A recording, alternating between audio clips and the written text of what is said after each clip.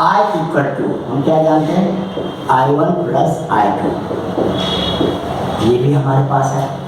तो I1 I2 निकल जाएगा, किस तरह से ये निकाल देंगे। ये तो हो गया जब आपको V मालूम है, यहाँ पर इसके बीच का V मालूम है, ये भी है मालूम था।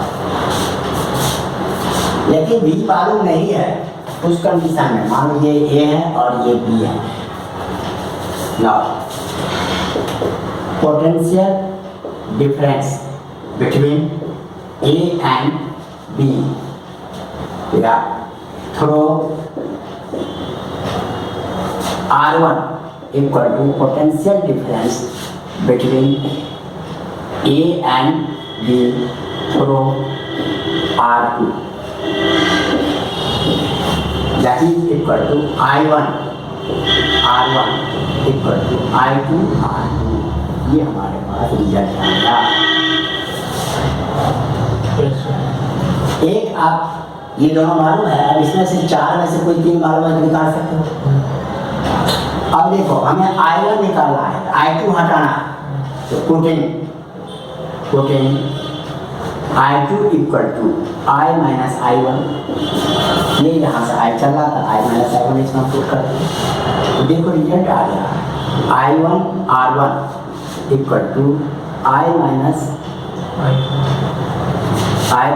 I1 bracket R2, cross multiply कर दो I1 R1 equal to I R2 minus I1 R2।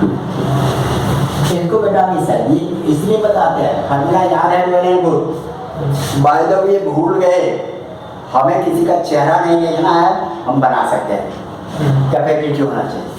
इसको अब इस साइड हम ले आए, तो I1 R1 plus I1 R2 इस इक्वल टू I R2, और इस कंडीशन में I1 आपने कॉमन लिया, R1 प्लस R2 इस इक्वल टू I R2। अब ये I R2 यहाँ तक आ गया आपके,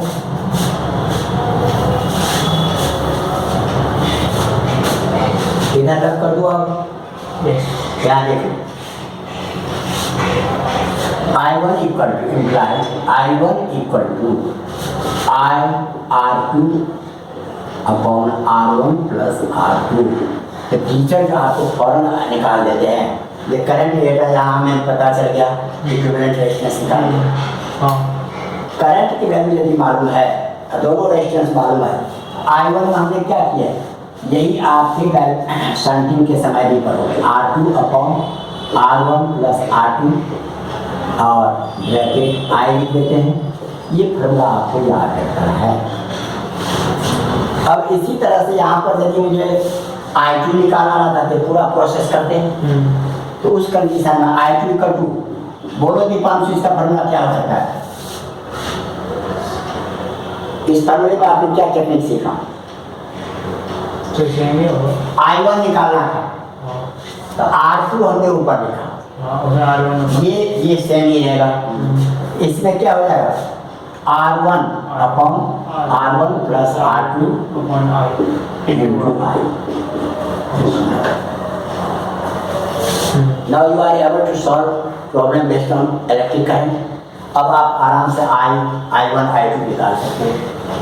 कहोगे सर I1 मुझे मालूम नहीं है, क्या मुझे अब करना पड़ा, I नहीं मालूम है, I निकालने के लिए आप डायरेक्ट क्या करोगे, I equal to V upon RP, V upon RP निकाल के आप I निकाल सकते हो। इस तरह से सीरीज रिलेशंस का लिखा होता है। डायरेक्ट याद रखते हो, वेल एंड गुड, यही याद रखना है। देखो you are going to face IIT या मेडिकल एंट्रेंस एग्जामिनेशन, हम जो पढ़ाते हैं ना तो IIT के हिसाब से पढ़ाते हैं, मेडिकल के हिसाब से, ना CBSE के हिसाब से। हमारा कहना तीनों एक ही है।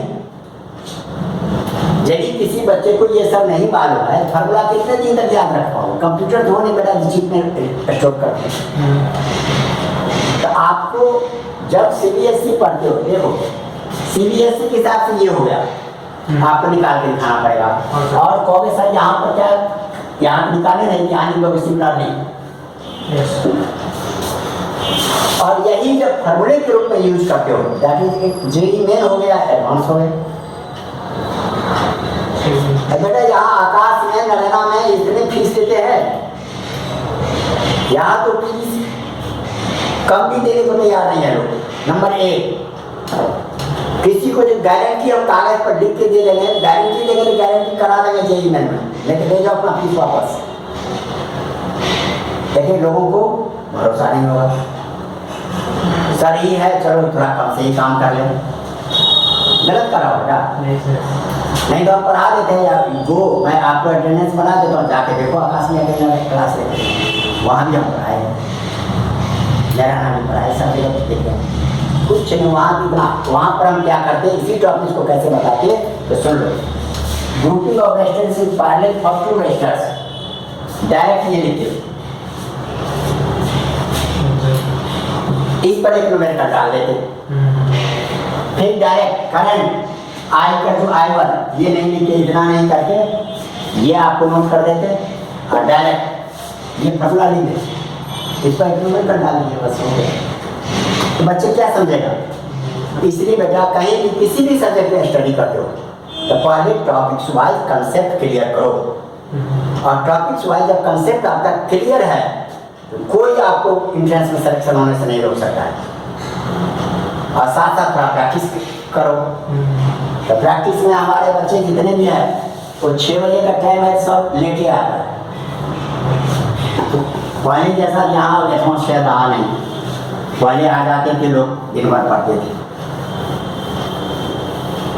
लिख लीजिए सर, फाइंड इक्विवेलेंट रेजिस्टेंस दिया है, फाइंड इक्विवेलेंट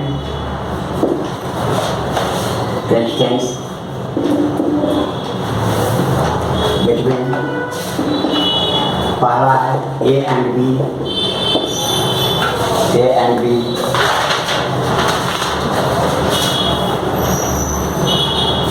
दूसरा है A and C, तीसरा है A and D। ये आपके A and D ये इक्विवेलेंट निकाला है। अब आप CBSE में भी जो बनाओगे, कैसे बनाओगे देखो, एंट्रेंस में तो डायरेक्ट हम कर देते हैं, दोनों मेथड दिखा देते हैं। CBSE में बनाना है, यहाँ पर लिख लो आप सॉल्यूशन, और आपको मालूम नहीं है, यहाँ पर सिंपली R1 R2 आप अपने तरफ से लिख लो, R3 R4 R5। अब हम पहला चॉइस लिखते हैं between A and B, A और B के बीच में निकालने का है। A और B ये रहा है। अब A से देखो ये गया, A से ये भी गया, A से ये भी गया, लेकिन ये दोनों मिलके X Y है। यहाँ पर जो बनाओगे R4 and R3 are in series, therefore RS equal to R3 plus R4, that is 7 plus 3 10 ohm बन गया। अब ये जो बन गया है कैसे, अब यहाँ डायग्राम बना दो, देख लो, फिर से आपको बनाना पड़ेगा 2 बार 3 बार। ये आपका A B C और ये आपका अब डायरेक्ट ये हो, ये आपका हो गया RS,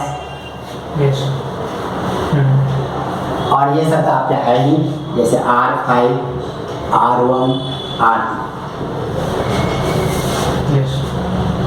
अब देखो बेटा ये जो दोनों है, ये दोनों मिलके इसमें मिल रहा है। यहाँ पर हम लिखेंगे, देखो RS and R5 and R5 are parallel, दो ही है, therefore RP equal to product, याद करो प्रोडक्ट अपॉन सम, RS इंटू R5 बन लिख लिया RS प्लस R5। अब इसमें से RS आपको कितना निकल गया था बेटा 10, R5 कितना है 10, 10 plus 10 100/20 that is 5 ohm. Yes अब ये दोनों मिलके इसके साथ हो गया। अब नया डायग्राम हो जाएगा कैसे देखो, फिर हमारे पास ये है, ये से आपने ये यहाँ तक मिल गया जो इसके साथ जा रहा है, यहाँ से आप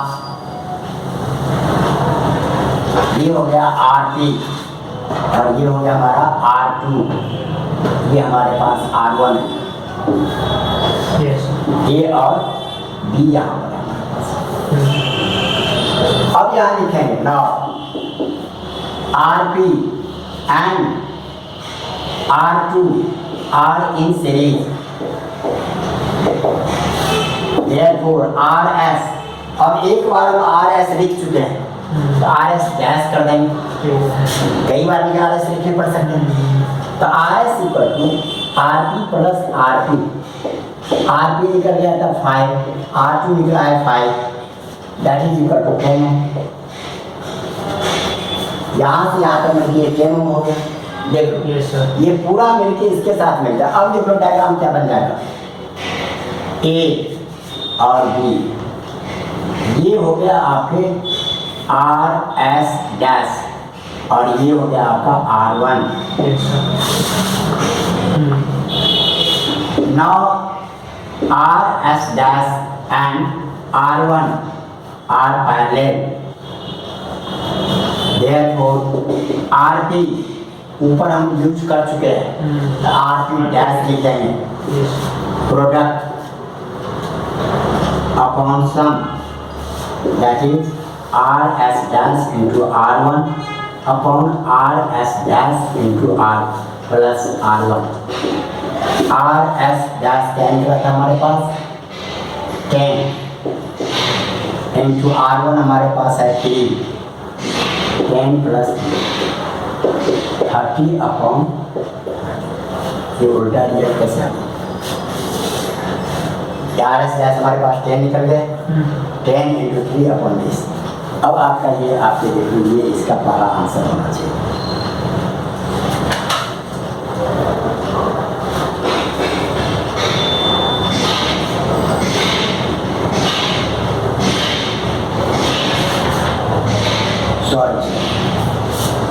R1 3 नहीं है, ये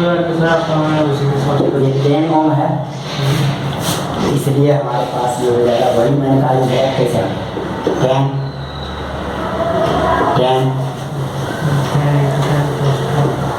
ये हो गया 100/20 दैट इज इक्वल टू 5।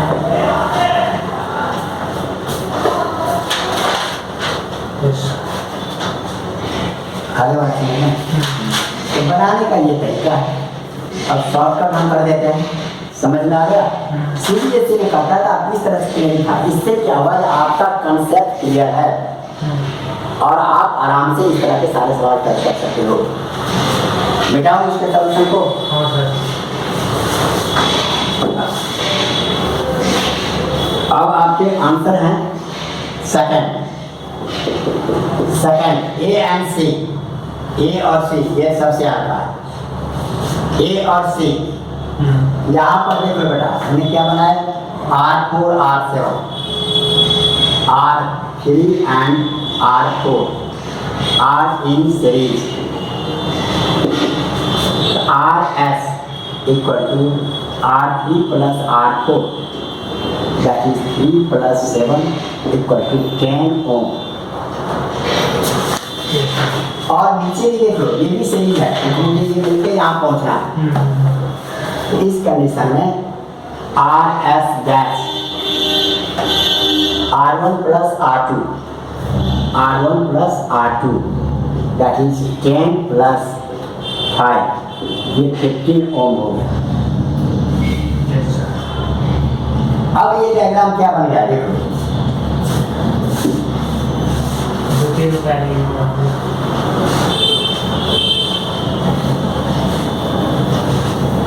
अब ये आपका ए है ए से ये चला गया आर एस, Yes. ये आपके चले गया आर फाइव,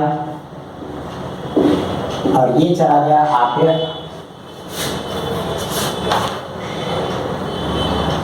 और आर एस डैश। अब आपके ये सारे पैरेलल है, therefore इक्विवेलेंट आर पैरेलल। तो आर की हमने अभी तक नहीं इसमें यूज किया है, हाँ सर। 3 है, 3 वाले का फॉर्मूला याद करो, R1 इंटू R2 ये क्या लिखा था हमने, RS है। RS dash, R S into R S dash into R5। अब इन दोनों का मल्टीप्लाई करते चलो, R S dash plus R5 plus RS dash into RS।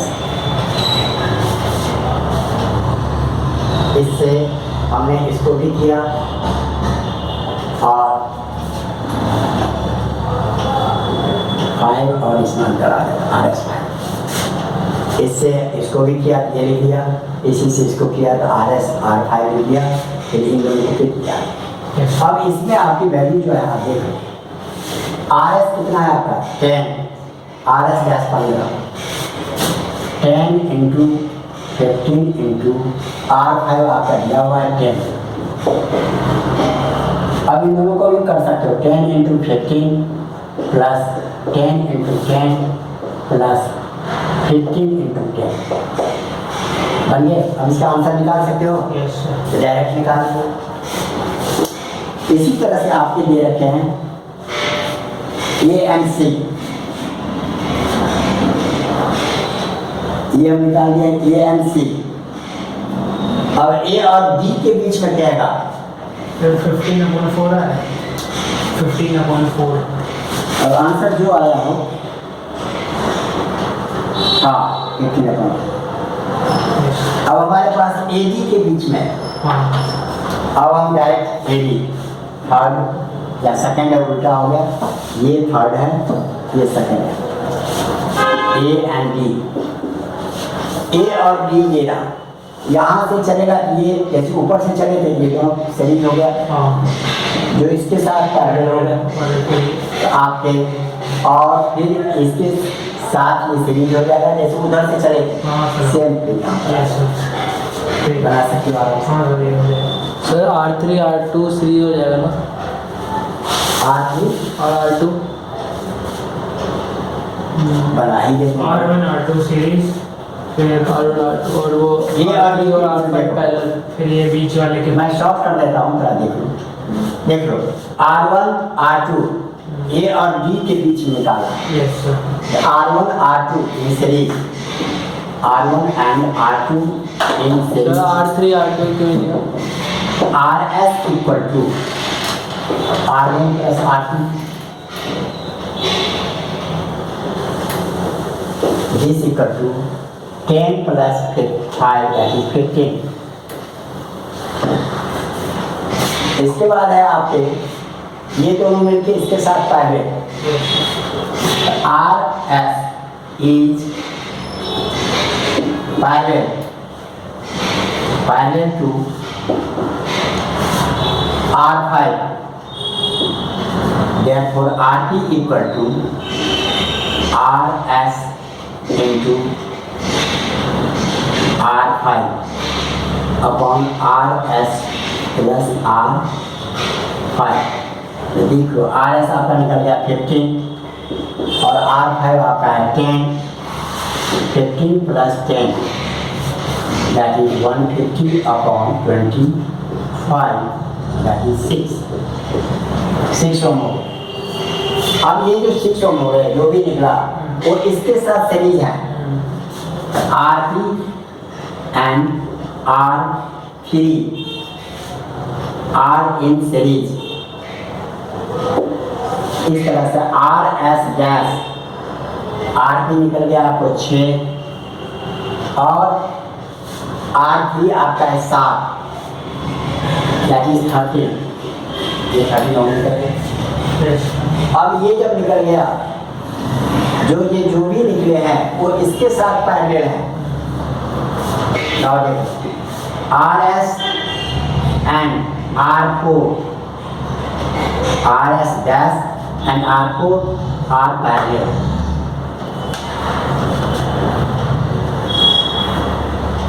इस तरह से आपका RP dash equal to RS dash into R4 upon RS dash plus R4, ये हो गया आपका 6 इंटू 3 अपॉन 6 प्लस 3 18 होता है। ये आपका तब हो जाएगा 2। अब बाकी रिजल्ट जो भी हो नंबर आप ठीक से एडजस्ट करें।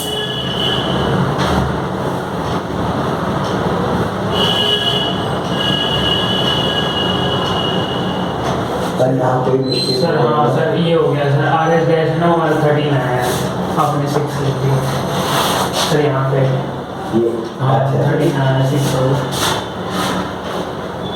सर यहाँ पे 9/16 14 प्लस 3